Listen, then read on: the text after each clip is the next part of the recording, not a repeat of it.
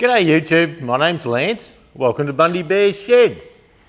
Well, the weather report, 13 to 22. And look, it's quite nice. It's sunny.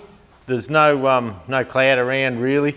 There's a sneaky mother-in-law's breath breeze coming in through the back here, but if I keep the back door here closed over, well, it's okay. I don't need a coat or anything on.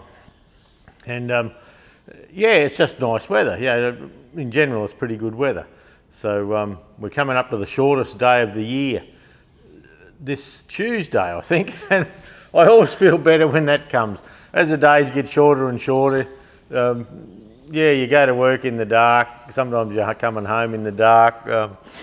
You come up the shed here and you fiddle around for, seems like 10 minutes and it's dark.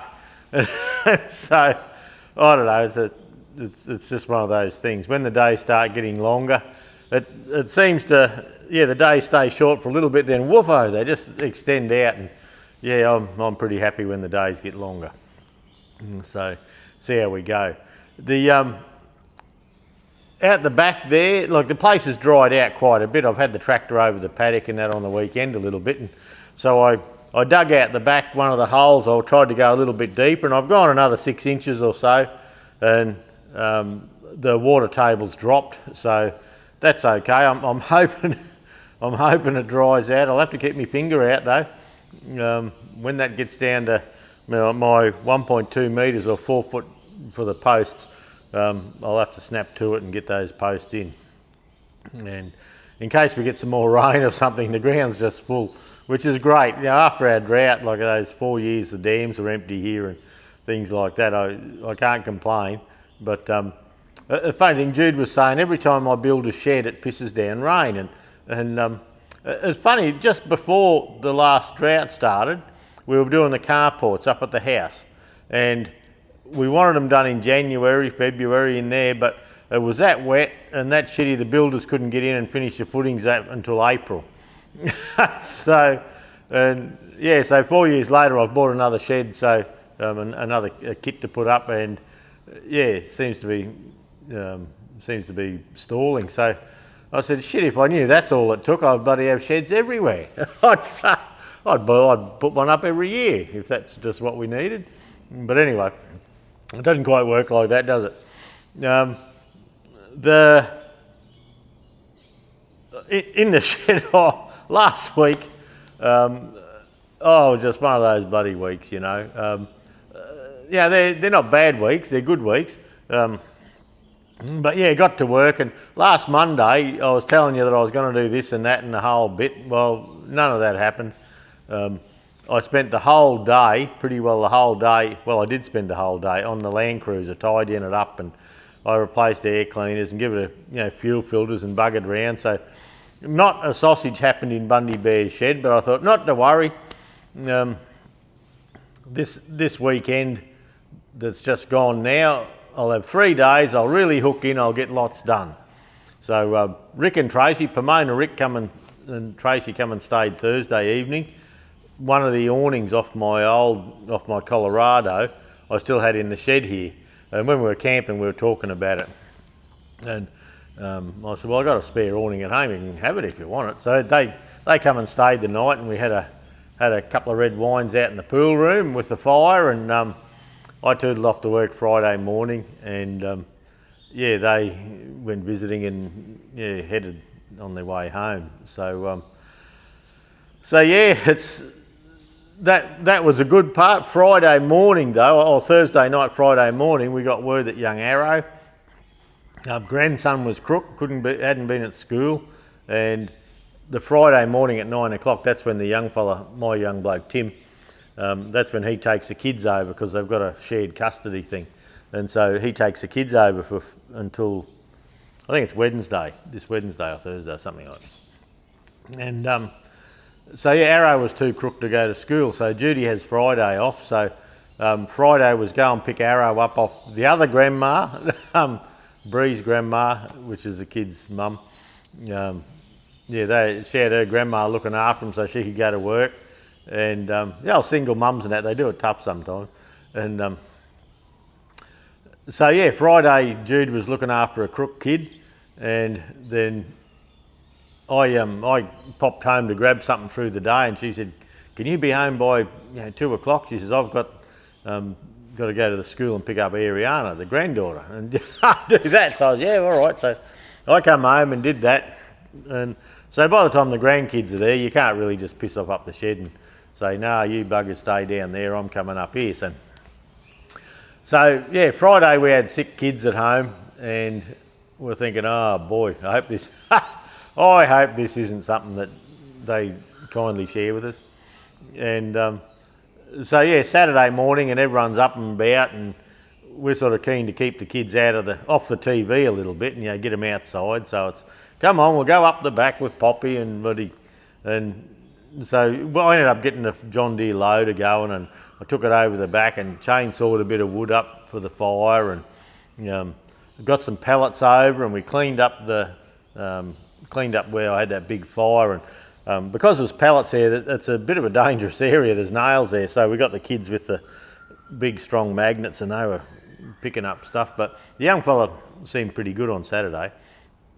And yeah, Saturday evening, Tim and Ellie come over. Young Freya is home, and she'd been home for a week or so.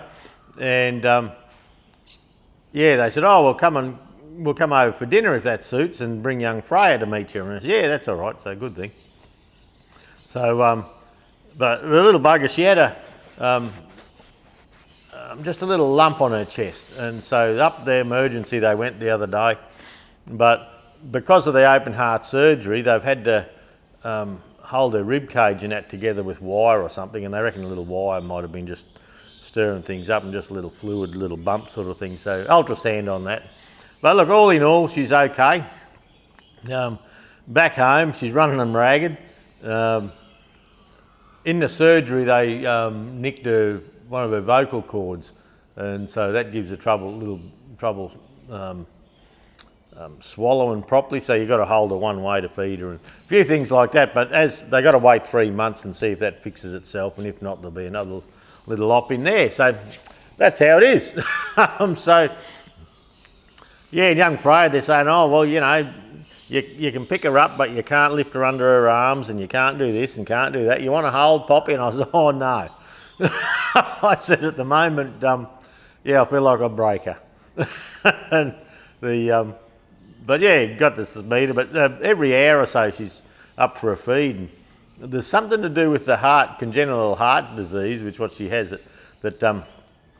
Something to do with that, where something goes on where it speeds up their metabolism. So she's having 110 mils of milk every hour or something like that. But the end result of that is that they're hoping that she puts on weight, and she is, so it's all working.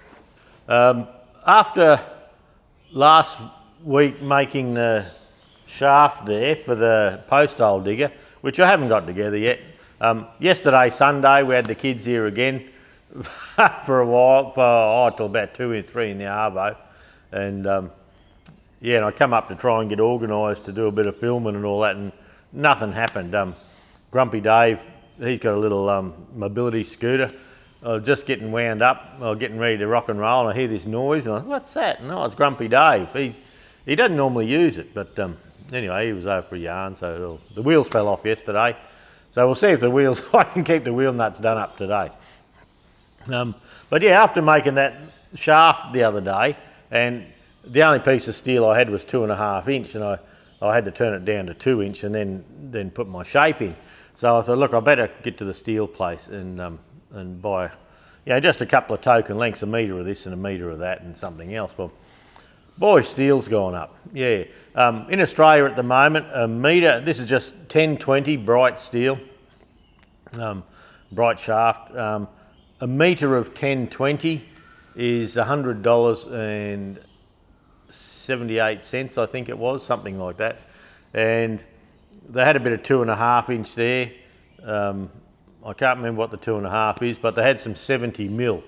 And the 70 millimetre bright shaft, and look, it's not that bright, it's been in their shelf for a while. So if you thought you were just going to use that outside finish for something, well, you couldn't.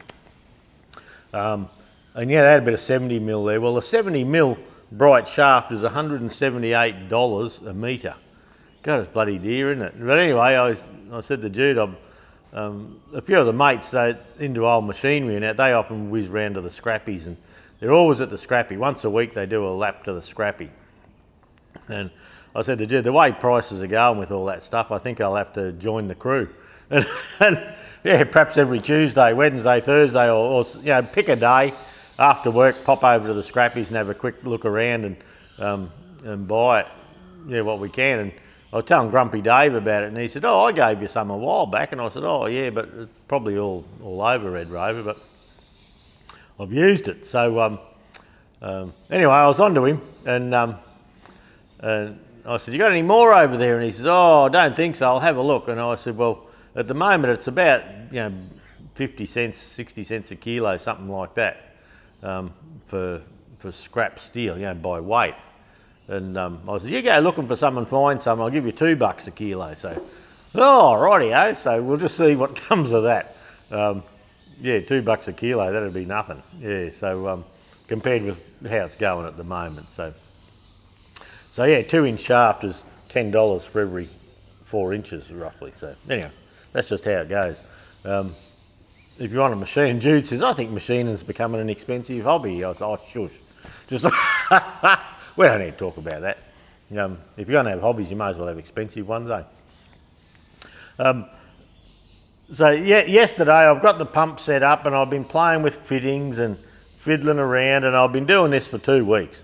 I'm getting through, and I bought some B16 injectors, and I told you I was going to test them. I have tested them. They test beautifully, but I am still going to take the nozzles out of them, and I'm hoping to film that. I've got plenty of filming to do if I can just get in the shed, and which is today's episode. Tax time in Australia, so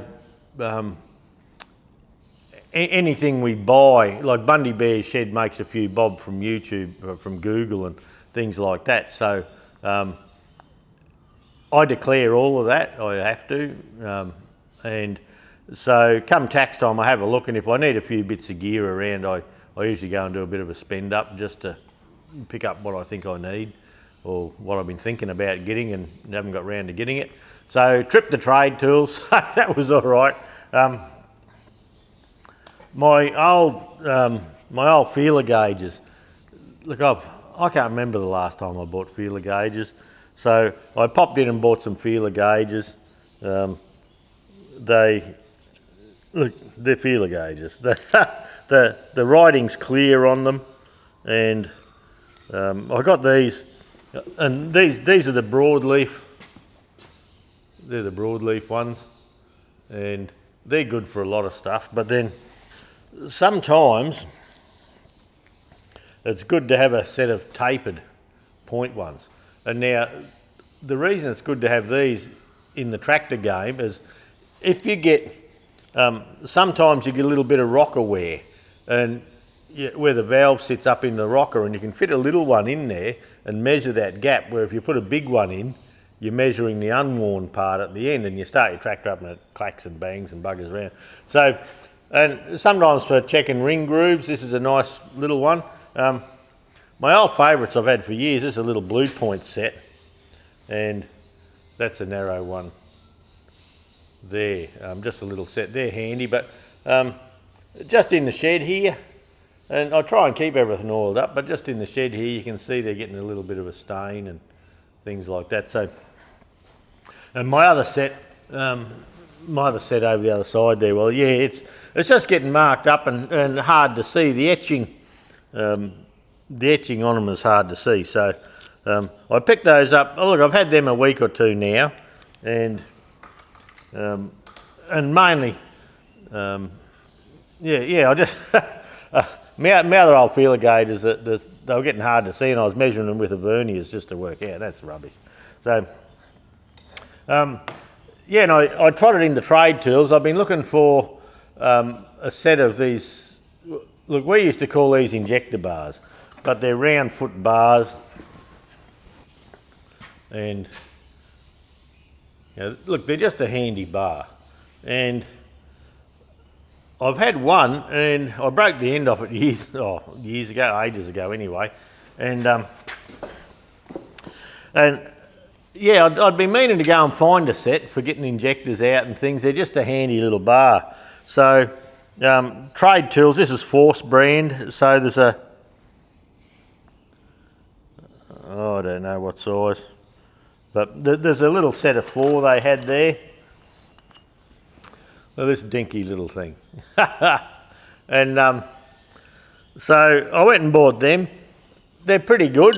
And I find Trade Tool stuff is good. It's bloody hard. Some of the tools are hard, like Allen keys and things like that. They're Renegade brand and they're Force brands. Like I rate them pretty good for the money you pay. They're a good tool. So a couple of things I want to do with these bars, and if you set them up and you run a square across the top of them, where they've been ground, they're just a tad crooked. You know, like this one's on a slight angle like that, down this way.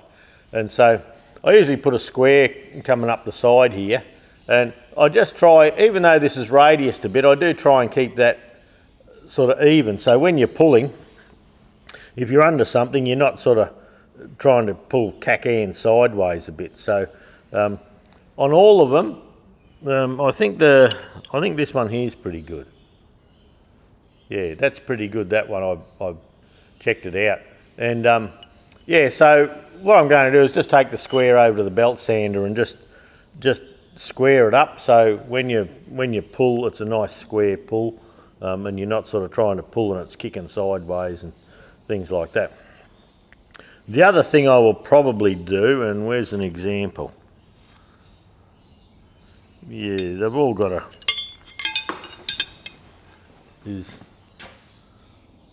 if you look at the end there, right on the point, there's a little tit there. It's not even. You can see where it's not 100% square. So what I'm going to do is once I've just squared the top up a little, yeah, you can see it's not quite right. Once I've squared that up, I'm going to make this surface here, I'm going to make that so that, see there's a little tit there from the forging, so I'm going to make that nice and flat straight across, so I've got a good sharp edge if I want to get under something. They all just need a little bit of that. You can see the big one there. No, I don't know if you can see it or not. That's wider one side than the other. So you sort of want that done, so yeah, I'm just going to tidy those up this morning, and yeah, get the radius right, get it square across the front, and maybe come in underneath and just see. But I'll leave as much meat there as I can. But yeah, just for hooking seals and things like that out, it's a good thing. So I'll tidy that up. But when I was looking at them, you know, I looked up online and I went and saw Greg in there and I said, oh look, you got this little crow's foot bar, and he's looking and he said, it's not this, is it? And I said, what's that? And he says, oh, this bar set here. And I looked at this bar set and I said, oh, you better give me that too, eh? So, and this is it. So,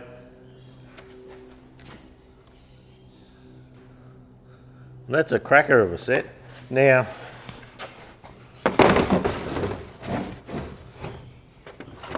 I do have some of these bars in, but I don't have anything like that.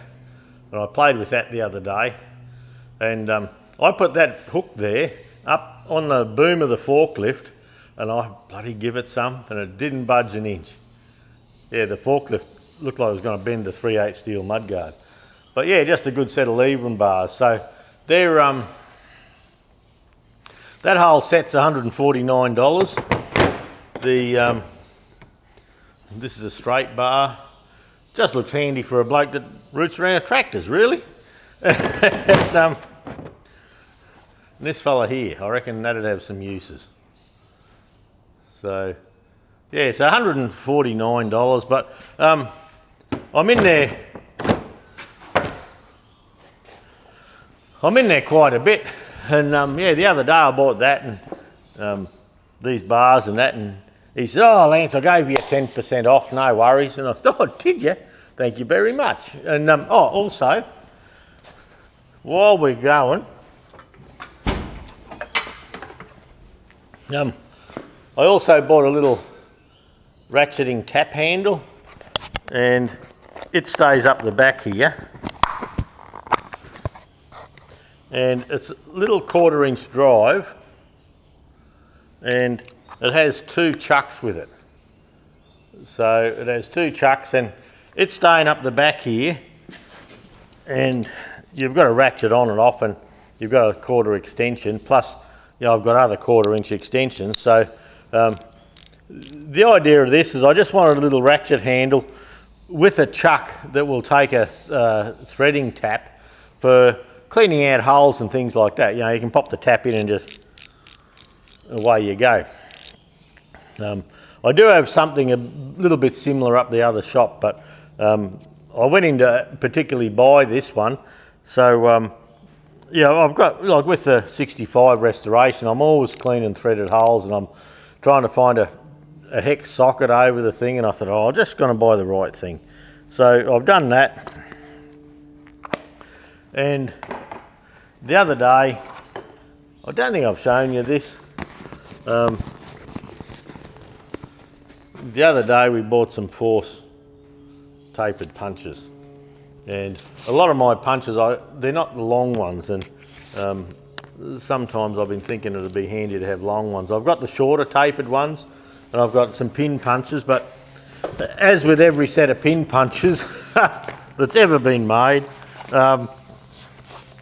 all the little ones get bent and damaged and all that. So up in my machine shop up the front there, on my shipping container machine shop, I do have a set of these tucked away, and I have a good set of JBS pin punches. But up the back here, my pin punches are getting pretty, it gets used a lot more up the back here, but up the back here, my pin punches are getting pretty second hand. Yeah, different, you buy the hardened ones, and sometimes they get a burr or something, and they're just getting a bit old and buggered. So perhaps this week I might go in and buy a nice set of pin punches for up the back, and yeah, just get things set up a bit different. So, pardon me. So yeah, it's never ending. I'm always buying little knickknacks, and if you're a tool bloke and a tractor bloke, well, you're probably, well, over the years, tools have been my living. Without them, you felt like your hands were chopped off. But yeah, so I do like buying a bit of new stuff here and there. The post hole box I haven't got together yet. I just haven't had a chance. And today I'm going to concentrate on 65 stuff. So I'm really keen to get this done, to get the injection pump done. But yeah, that's a long job by the time you film. That's probably a day's work. And I'm at the stage, I bought, I don't know if I told you last week or not. I bought a set of I did tell you. I bought a set of Agri-Line conrods, and I've weighed them all. And the reason I weighed them was in the Perkins book I have a 65 manual, a genuine Massey 65 manual I bought through Friends of Ferguson Heritage in Northern Ireland there, and I've got the genuine Perkins book from when I went down to Sydney and bought old Bill Hare's stuff. And in the Perkins book it says if you're buying a new conrod or have to get another conrod, they have to be matched in 0.2 of a pound weights, and that got me intrigued. So it says, yeah, I think it's 3.2 to 3.4, anything in there you can put together. 3.4 to 3.6 pound you can put together, and like it's only a slow moving engine. But I bought 3 brand new conrods. I bought them from Agri-Line. 3 of them are exactly 3.30 and one of them's 3.4. So they give you 0.2 as a tolerance. So the rod's still within spec for sure, but the one that's out of spec a bit, I'm going to put it on the belt sander, and on the cap there's quite a large nodule sort of thing. I'm just going to sand a piece off that and sand it until I get them all exactly the same. It's there to do, so I may as well do that and just have a bit of fun with it. And yeah, it's only a slow revving engine, but why not do everything as good as you can with it? So, so I'd like to do that. And the other thing in the Perkins book that the other one doesn't say is about with your timing mark here on your pump.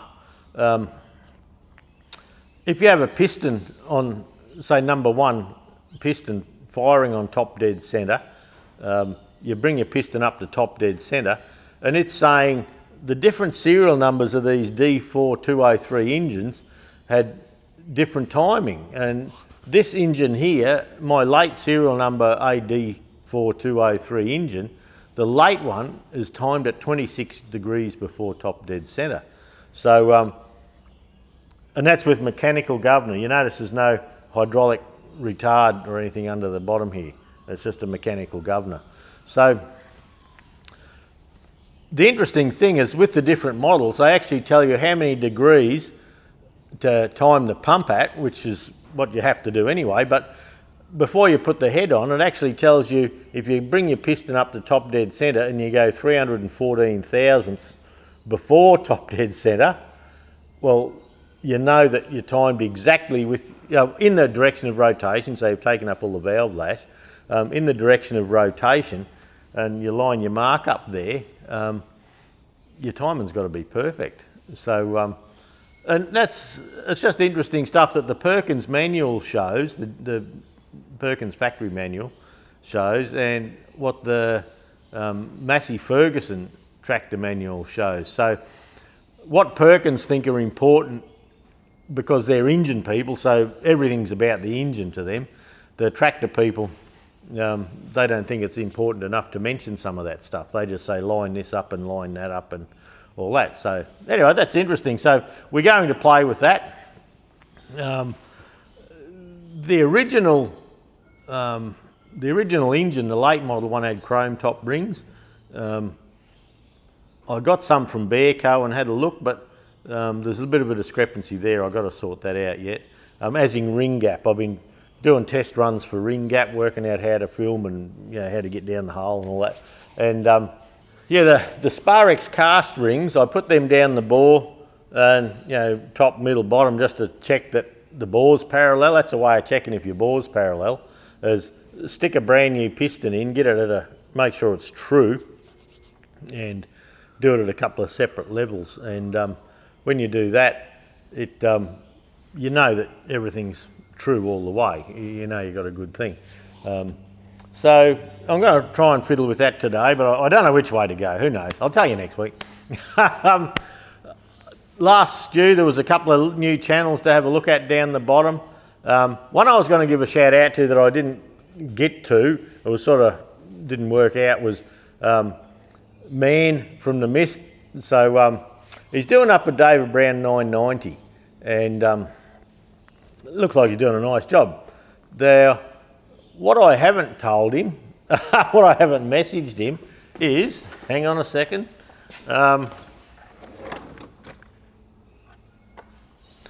is I used to work for David Brown for years, 8.5 years, when I was with Case. I mean 8.5 years, and I was a field service bloke for David Brown, and Case, David Brown and backhoes, and when I started, you had the red and white David Browns, your 990, 995s, things like that. And then the 1190s, 1290s, 1390s were popular in our area. And then they went to the 94s. And a big tractor for us back then was a 1594 or 1694, the 6-cylinder. And I remember the 1690s, and we had to go around and pop all the injection pumps off and take them round one tooth to advance the timing up to 1594 spec, and went from there. But they closed our branch. That's how come I wasn't working for them. And we were a company store owned by Case Tenneco, and we were a company store. And when the big knobs took over, they brought all the hierarchy from International Harvester that had just gone broke in Australia or worldwide, whatever it was, And they brought those blokes in to run our show, and next thing they were shutting branches. Oh no, you don't want branches, you want dealerships. So us blokes that worked for the company ourselves did the troubleshooting and that for them. Yeah, we all got the boot. And so after 8.5 years, we got the boot. And but some of the stuff you had in your toolbox, you just kept in your toolbox. They never asked for it back. So believe it or not, to this day, I've still got the David Brown tool for setting up your control valve, your hydraulic control valve. And that's Churchill number DB961796. So I still got one of them, so I could probably take a couple of measurements for that if you needed it. They have a special plate and spacers and all that for setting up the clutches on the David Browns. I've got all that here. It's all the Churchill stuff. And when I went down to Sydney, pardon me, when I went to Sydney earlier in the year to pick up all that Massey Ferguson stuff, in the flood that we had, I'd lost a couple of the books, the David Brown books, and they had them down there, so I bought them off them. So I've got the stuff to set up the clutch again now, you know, with a little lever that comes around and checks your finger height and all that sort of stuff. So, and I was thinking the other day, that clutch plate, I know it's not from Massey Ferguson and that, but it would not be hard to make a couple of spacers so you clamped a Massey Ferguson clutch plate on it and then just run your little finger height around. So anyway. But yeah, you'd put it on and you could put the flywheel on too, if you wanted to, but they had spacers so you didn't have to put the flywheel on, and you'd cycle the clutch by hand after rebuilding it to make sure it all bedded in, and then you'd run round and you'd check all your finger heights and all that, then put these little wedges in under your fingers so when you took the clutch out bush and fitted it, you'd already done the hard work, you knew it was all set, so you'd still check your finger height. But yeah, I just thought, watching a bit of David Brown stuff, I do have a little 780 out the back, and I wouldn't mind a little 780 or an 880, a little 3-cylinder to restore in the shed here. Now, the one out the back there, a bloke stripped the engine out of it. He come and saw me one time and said, "Oh, can you go and buy this shit off me?" He said, "I'm never going to get it together." And I said, "Oh, all right." So I went and bought the tractor and never done a bloody thing with it actually, which I know the shop, we sold a couple of parts of it that people wanted, they were screaming for, so we thought, "Oh, I'll let it go, I'll probably never get round to it." But yeah, little David Brown, I wouldn't mind doing. This one's still got the injection pump, the engine's stripped, so the bores and the cranks probably buggered on it and that, but all the PDO box and all that. Oh, I can remember the whole cane haul-out season in Nambour, and you could just about bet your left nut that Friday afternoon you're getting ready to go home and someone would ring up and they had these 6-ton bins on behind these 1210 David Browns, and they'd break an axle now and then. Well, Friday afternoon used to just be a prime time for that.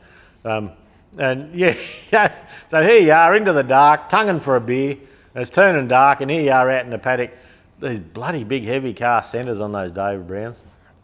And we'd be replacing the axles, you know, final drive. You could leave the final drive in there and you could just do it in the plate at the back there and get it all done and all the seals and wheel back on and away you go and get old mate going again. So I did a lot with David Browns. I was one of the field service blokes, and we didn't seem to do, we did a few clutches in the shop, but a lot of times we were out in the paddock. So yeah, look, I've got a few bits and pieces, and